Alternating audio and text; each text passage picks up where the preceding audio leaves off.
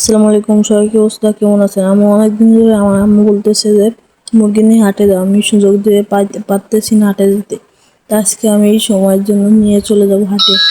হাটে যাওয়ার আগে আমি বলতেছি, আমাদের কাছে হলুদ ও মরিচের গুঁড়া পাবেন একদম ভাঙানো 38 গ্রাম, একদম ভাঙানোটা অরিজিনালটা পাবেন আমাদের কাছে। কমেন্টে যাই দেখতে পারবেন, আমাদের আছে নাম্বার দেওয়া আছে, আপনি ওখান থেকে ফোন দিতে পারেন। আমি গাড়িতে উঠে এখন চলে যাব বাজারের দিকে। আমাদের এখানে সুবিধা আছে, এই বাজারে সব কিছু উঠে আমি বাজারে দিতে চলে আসলাম যে অনেকেই মুরগি উঠছে।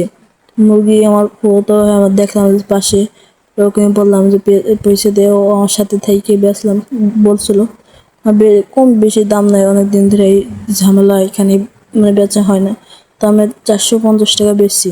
তো চলে আসলাম হাটের ভিতরে। সে পান কিনলাম, জামা পান ছিল পান কেনার জন্য। এই সাইডে মাছ আছে, মাছও কিনবো, অনেকই মাছ উঠছে। আমাদের এই সময়টা আসলে অনেকই মাছ পাওয়া যায়, জন্য হাটে চলে আসলাম মাছ কেনার জন্য।